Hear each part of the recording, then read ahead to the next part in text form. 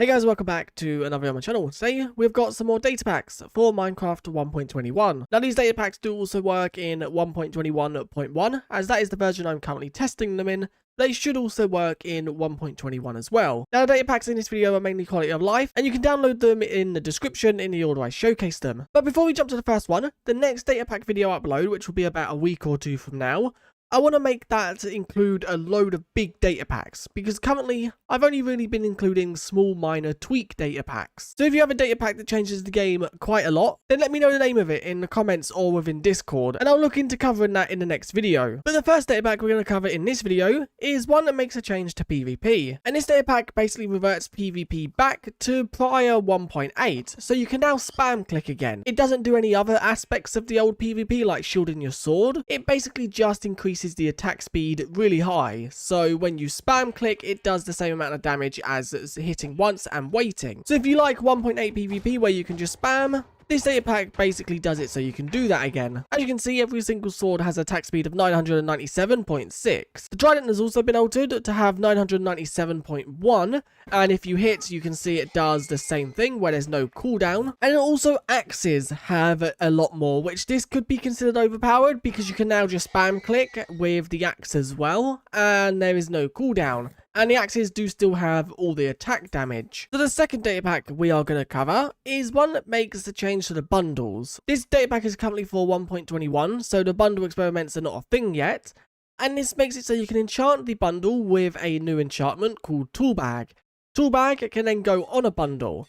And then this bundle has some unique uses. So how the bundle works with the Toolbag enchantment, if you are holding it and you shift, you can see your inventory goes into the bundle. Now with this bundle, if we quickly just get a new inventory, so let's just say we have a load of building blocks on our inventory at the moment because we are building some kind of build. So let's just grab a load of random blocks. And there we go. Let's say we are now building with this. All we really need to do is bring the bundle back onto our hotbar and right click with it, and you can see it's switching our hotbar, so we can go from PvPing to building with the click of a button. Now I know there are a lot of mods that do this, where you can basically switch your hotbar with your inventory.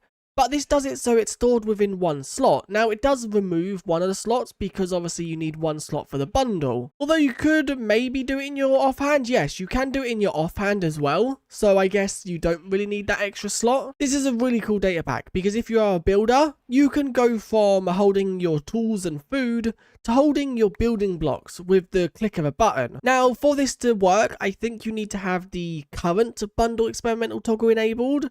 But you'd also need to get the enchantment, because if we was to quickly just grab a normal bundle with no enchantments, you can see shifting does nothing. So let's say you want to change what is in the bundle, all you need to do is just fill up your hotbar with what you want to put in it, and then just right click and you can see it swaps out everything. Now one final note about the bundle data pack. If you want to get the enchantment, you can get it just by throwing a book. You cannot throw the bundle into the enchantment table. That, as you can see, doesn't work. But if I throw a book in there, there is a chance that we can get it. Let's quickly just enchant a few of these. And you can see we have it right here. It's a level 6, so you don't really need any bookshelves if you don't want to.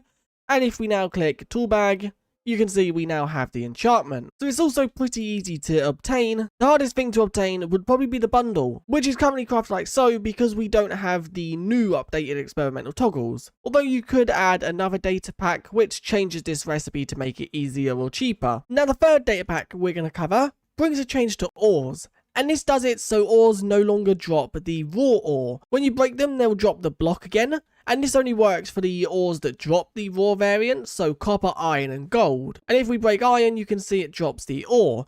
So this basically reverts it back to prior 1.17/18. And if you didn't play the game back then, all you need to do with these blocks is just throw them in a furnace. Now, if you try to break one with fortune, fortune doesn't have an effect on these blocks anymore. So this is one downside to the data pack.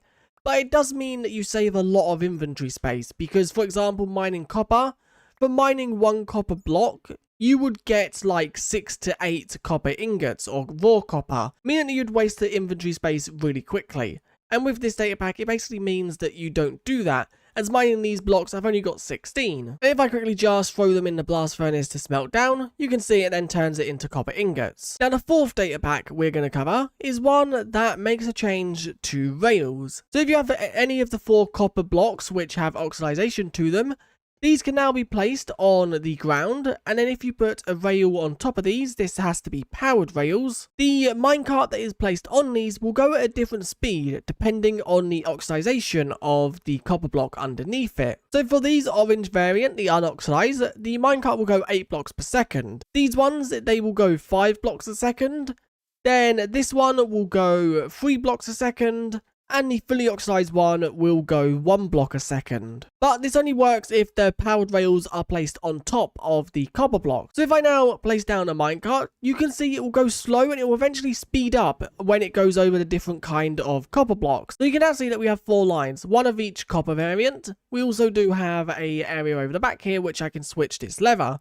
When I switch the lever, you'll basically see that this one will go the farthest and this one will go the slowest. So if I now pull the lever, you can see that is exactly what happens, because they all go at their own unique speeds. And I like this because this means you can kind of control how fast the minecart goes depending on what copper block you put below it. And it makes copper that little bit more useful, especially if you have a load of it. Now the fifth and final data pack that we're going to showcase is one that makes a change to armor trims. Now armor trims inside of the base game, once you put a trim on a piece of armor, so let's just say we're going to put flow with redstone material on these pair of boots. But let's now say that we went exploring and we found the silence armor trim inside of a chest. There is no way to currently put this on without removing the flow trim. So you basically are wasting trims if you want to override the current trim. And this data pack changes that. If you have a armor trim on a piece of armor, all you have to do is throw it on a cauldron and the trim and also the material used will be popped off and back in your inventory. So for example, if I throw this helmet on, we currently have 62 of the flow armor trims and we have 62 redstone. If we throw that in there, you can see we have 63 of both, and we also have an iron helmet with no trim. So it means you are not wasting armor trims. Now I know you can duplicate them, but this will definitely save you a lot of diamonds, as now we can throw this chest piece back in there and put the new trim on it without wasting any. Now when you do throw a piece of armor into a cauldron, it does waste a piece of water. So if I was to throw this one in there, you can see the water is now gone. And if I now try to throw another one in there, it won't work. The cauldron does need to have water inside of it for it to clean the armor trim. And that is all 5 data packs for Minecraft 1.21. Once again, let me know what you guys thought of the data packs in the comments. And if you have any big massive data packs you want me to showcase, do make sure to leave them in the comments or on Discord. The better place is within my Discord, because then you can add a link so I can look into it more. But if you leave it in the comments, just add the name of the data pack with some more information. But these data packs I will be showing off in the next video. I want data packs that could be mods, but they're not. And don't forget, try to make them for Minecraft 1.21, as I only really like showcasing data packs for the most recent version, just because it's easier for people who play them and download them. But anyway, if you did enjoy this video, do leave a like and subscribe, and I guess I'll see you guys in the next one. Bye!